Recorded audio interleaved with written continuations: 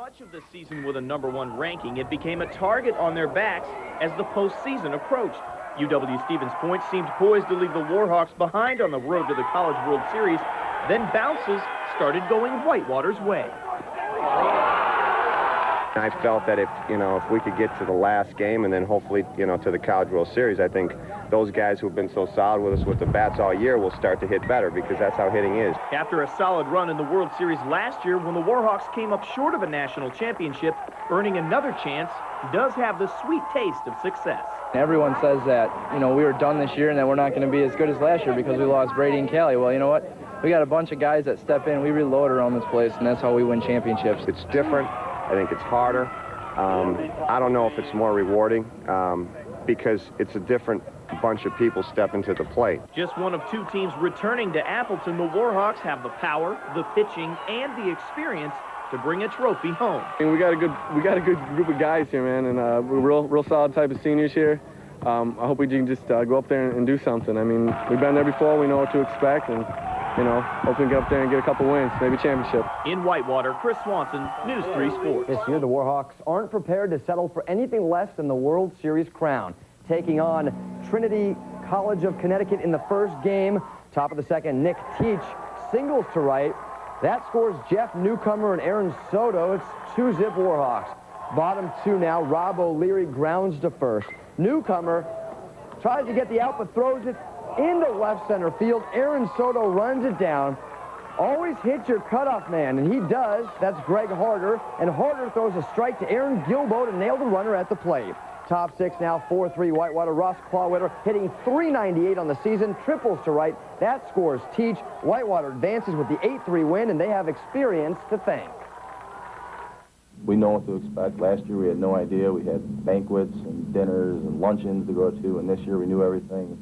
We came in a lot more calmer. The older guys that were here last year, we have a bunch of freshmen on the team. The freshmen are a little nervous, so we just told them to take it in stride and calm down, and everything eventually will play ball. I think we're a more balanced team than we were a year ago. I mean, from up and down, we hit a little bit better, we feel a little bit better. We have some good pitching, of course, but this is a team that's capable of sitting back and hitting with a team, and it's also capable of doing some other things as well. Whitewater plays Chapman University tomorrow. Still battled elimination for 3 days before coming up short of the title game and taking third. The Warhawks made sure this would not be a repeat performance. Bright and early, 10 a.m. this morning against Trinity College of Connecticut. It's 4-3 Whitewater in the sixth. Ross Clawwitter crushes a drive to right. He's going to find the ground on the wall for a triple. Nick Teach scores to pad the lead at 5-3. Same score in the eighth. More insurance for the Warhawks. Dan Ganatzig singles past a pair of infielders. Teach scores again as Whitewater runs away with the win. 8-3 the final. Teach also got it done at the plate. He had 3 RBI. Pitcher Kevin Tomasevich went 8 innings, 7 strikeouts. Only 2 of the runs were earned. The Warhawks face Chapman near tomorrow Appleton. at 4:30. Ross Clawwitter tripling home Nicholas Teach. Whitewater teaches Trinity an 8-3 lesson. The Warhawks add to their school record with their 42nd victory. Everyone on our team and everyone in this tournament realizes if you can win the first 2, and then if you were to win the first 3, obviously you're sitting in a great position. So, I mean, it's not something we talked about during our meetings or anything like that, but I think it's a reality of the Stressful innings tonight, but the UW-Whitewater baseball team pulls off another big win at the NCAA Division III College World Series. Let's head to Fox City Stadium in Grand Chute. Whitewater taking on Chapman University of California. The Hawks in trouble early. John Alexander lacing it past the infield. That scores Tyler Dean. Panthers score 2 in the first. Whitewater, though, has the best batting average in D3, and they put it to good use. Eric Baldwin crosses the plate when Eddie Adamson drives him in. Warhawks tie it at 2. Then 5th inning, Warhawks take control. Eddie Adamson getting a hold of one deep to right. It's gone. That ties it at 5, and Whitewater goes on to the big win, 7-6 tonight. The Warhawks will swing for their 3rd straight win in these D3 championships tomorrow night at 7. Also, Rob Vogel. The Whitewater Warhawks know full well that the road to a championship is filled with obstacles. Case in point, last year's crushing season-ending loss in the 9th inning at the College World Series. Saturday, the nation's top-ranked Division III baseball team experienced the other side of that thrill of victory, agony of defeat deal. We take you to Fox City Stadium. Whitewater taking on Chapman University. After giving up 5 runs in the first 2 innings, Warhawks rally. Bottom of the 8th, Aaron Gilbo's solo homer ties the game at 6. Still in the 8th, a pass ball will allow Eddie Adamson to cross the plate with the go-ahead run, and it's 7-6 Warhawks. After a shaky start, Greg Reinhardt settled down. He goes the distance for his 12th win of the year with a mere 120 pitches. 7-6, Whitewater advances to Sunday night semifinals. We had to find, like, you know, some rhythm or some character of the game. You know, the game was just, it seemed like flat, and, you know, you don't know the batters because they're not from here. And I'm just glad that, you know, Nobody said winning a World Series was going to be easy, but after dealing with rainy weather, wading through marathon games, and rallying for comeback wins the last 2 days, Whitewater is now just 1 victory away from winning the Division III Baseball World Series. That's because the Warhawks beat Worcester last night 10-7, thanks in part to a 6-run 4th inning, highlighted by Aaron Gilbo's run-scoring single. So now Whitewater will get today off, and then the Warhawks will play State University of New York at Cortland in Tuesday's championship game. A Whitewater win, and the Warhawks are the champions. But if they lose the 1 o'clock game, they'll still have another shot. They'll play another game at 4:30 against Cortland, with the winner of that then taking the crown. So it would seem that Whitewater, the only undefeated team left, is very much in the driver's seat. You don't have to be a genius to figure out Whitewater had it made heading into today's Division III World Series title game. The Warhawks undefeated so far up in Grand Chute, meaning Cortland State would have to knock them off 2 games in a row to prevent the trophy from coming to the Badger State. Whitewater looking for its first ever Division III Baseball World Series title, taking on the Red Dragons. 4th inning, Whitewater up 5-2. Adding to that lead, Eddie Adamson, the single into right field. Ross Clawwitter from Janesville slides home ahead of the throw. 6-2 Warhawks. Later in the inning, it's Jeff Newcomer's turn. The bloop single into center. Eric Baldwin and Adamson both come around to score. Whitewater rolling up 8-2, part of a 4-run 4th inning. Kevin Tomaszewicz threw a complete game, allowing just 9 hits, extending his school record for victories as Whitewater wins it 11-4 for its first ever title. I mean, when you have so many quality people put together on one team, and they're all pushing for the same thing, and they want the same thing, this is how it's supposed to end. To be a Warhawk and go out on top, I mean, people are going to look at you forever and say, well, you know, you're the team to beat now. It's sad, bittersweet at the same time, but next year, hopefully the guys come back. Ranked the top Division III team in the country. Only fitting that they sealed the deal with a win at the D3 World Series today in Appleton. The Warhawks didn't lose a single game in the tournament. In today's championship against State University of New York, Cortland, Whitewater scores 4 in the first. Eddie Adamson knocks in 3 with this double. He'd lead the way with 4 RBIs. But on this play, a throwing error puts the catcher in harm's way. He's out. Adamson scores as well. Whitewater rolls to an 11-4 win. Here's the final out. Let the celebration begin. We're the champion of the whole country. It's truly amazing, and, you know, even better is we only lost to 3 teams this year, which is amazing. Division III World Series title. It's going to Grand Chute near Appleton. The Warhawks play for their first ever baseball title. First inning, bases loaded for Whitewater's Eddie Adamson. He belts one to deep left. Watch this. Takes a funny bounce off the wall. Play at the plate. Broadhead native Aaron Gilbo is safe. Catcher is dazed.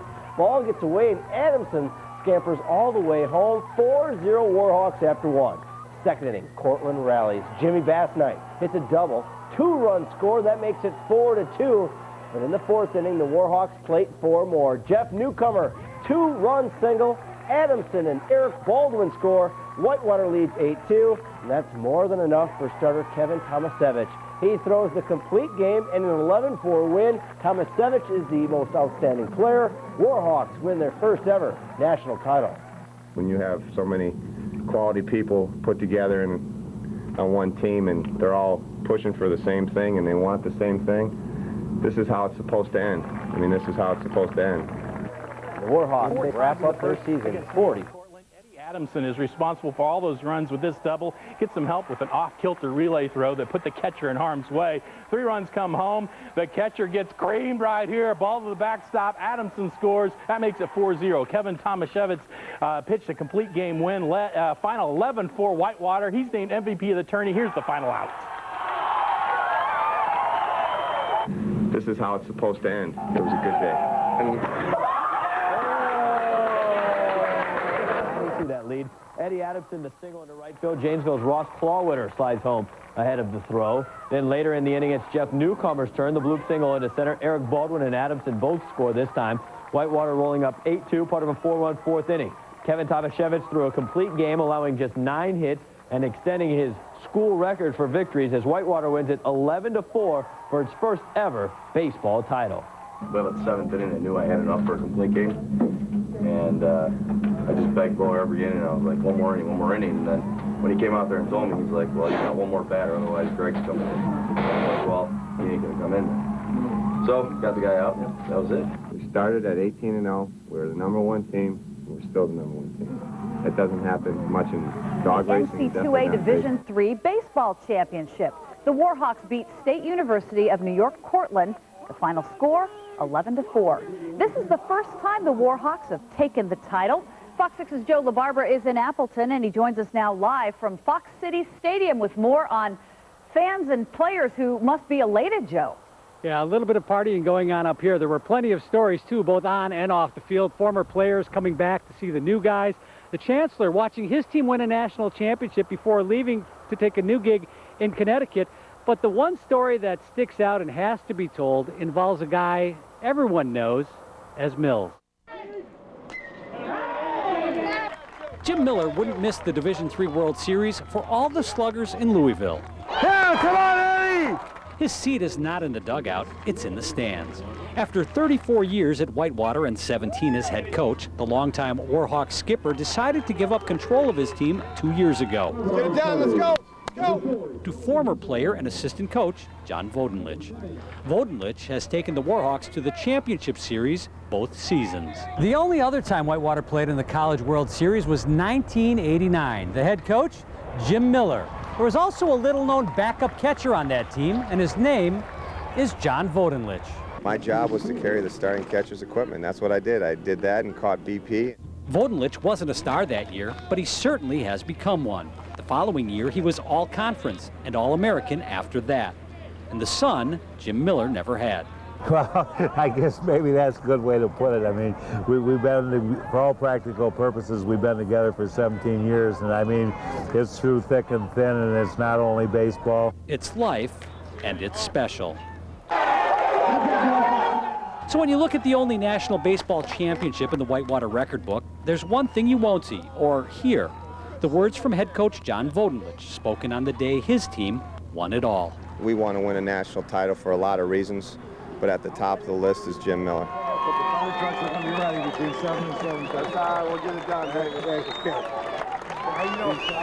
The celebrating may be ending here in Appleton, but it's continuing in Whitewater. Already a parade tonight. Fire truck meeting the team as it comes into town, parading through town, and then ending up at the Warhawk